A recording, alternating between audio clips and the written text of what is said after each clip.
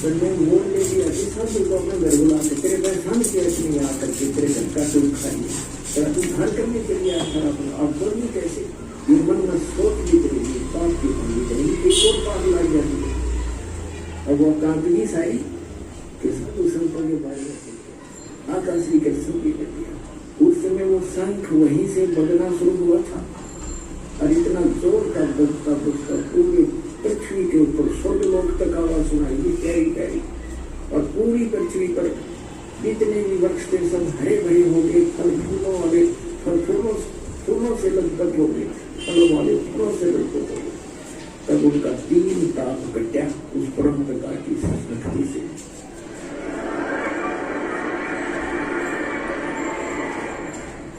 तुम कौन राम का जपते जापन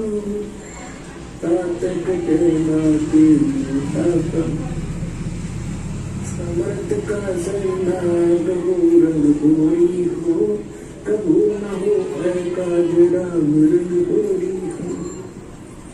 तो पुण्यात्माओं सौभाग्य आपका, आपको ये सुखता यहाँ फ्री में मिलेंगे क्योंकि हम वो बातों यज्ञ कर रहे हैं। सत्संग के वहां बैठ कर कोई बात चलाया तो उस अपराधी आत्मा को 3 लोग नहीं छोड़ा। इसलिए सत्संग को बहुत महत्व देना चाहिए आपने, और ध्यान से कागज से एक बात सुननी चाहिए। सौभाग्य परमात्मा आपका और परमात्मा ने तैयारी के पता रखेगा आपको। ऐसे होकर में किसी भी प्राणी को पल की चैन नहीं, एक पल की फुर्सत नहीं उसके पास, और सारा दिन तो रोटी के लिए भटके खाता भटकता है। सपने भी उसी के आते हैं, कल उसका देना है उसका लेना है, ये करना है वो करना है, और ऐसे करना भगवान ने होना वही जो उसकी किस्मत में। तो ये उसको याद भी हो तो भी वो उस तरफ नहीं सकता क्योंकि उसको सहारा भगवान का साथ चाहिए। तो इसलिए पुण्यात्माओं आप आम आत्मा नहीं हो, आप परमात्मा के वो विशेष हीरे और मोती लाल हो जिनके लिए वो भटक रहा है। गोता मारो स्वर्ग में बैठो पाताल, दास ढूंढता क्यों हीरे मोती लाल। सोच छिद्र मैं करूं अपने जन के काज, एलेक्स को जो मार जो मैं नरसिंह धर के साजो। तो परमात्मा कहते अपनी प्यारी आत्मा के लिए नादानी में के कारण बुलाता हूँ, उनको सत भक्ति पर लगाने के लिए, सत्ता ज्ञान समझाने के लिए, और उस परमात्मा के प्रीतम को सफल करो, अपना कल्याण करवाओ। मात पिता मिल जाएंगे 184 में, सतगुरु सेवा और ये भक्ति भाई फेर मिलन की नहीं। जिस भी शरीर में आप जाओगे, पशु के शरीर में को प्राप्त करोगे, वहां भी आपको आदर बदर मिल जाएगा। आप गधे की नहीं पाओगे, उसमें भी माता पिता मिल जाएंगे, और मनुष्य योनि भी प्राप्त करोगे, मनुष्य योनि प्राप्त करोगे कभी तो मनुष्य माता पिता फिर भी मिल जाएंगे। लेकिन सतगुरु सेवा और बंदगी माई फेर मिलन की ना। सतगुरु मिला नहीं, और सतगुरु मिला तो या सेवा मिला, नकली सतगुरुओं के यहाँ अगर सेवा भी करते हो वो यूजलेस है। तो आज परमात्मा ने आप तवज्जो कृपा कर रखी है कि आपको सतगुरु मिले, मानुष जीवन मिला।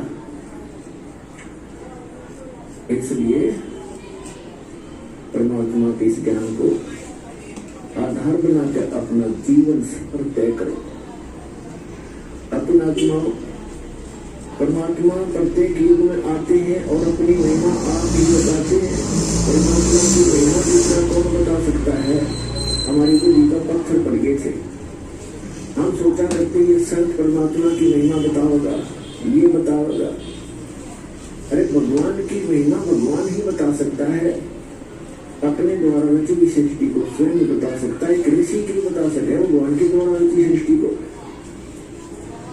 अब एक पुत्र गुरु नानक जी ने तो यहाँ तक कहा है, अगर कोई दावा करने का अधिकारी है तो कबीर है।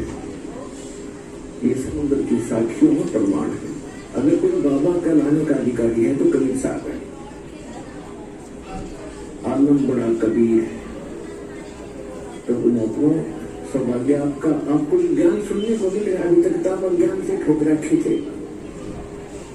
परंपरागत साधनाएं और कुछ किसी सिर पड़े संत ऋषि की ज्ञान उतार सुनकर पुस्तक खुलकर या किसी भाई साथी बहन सहेली से सुनकर हम वही क्रियाएं करने लग जाते थे।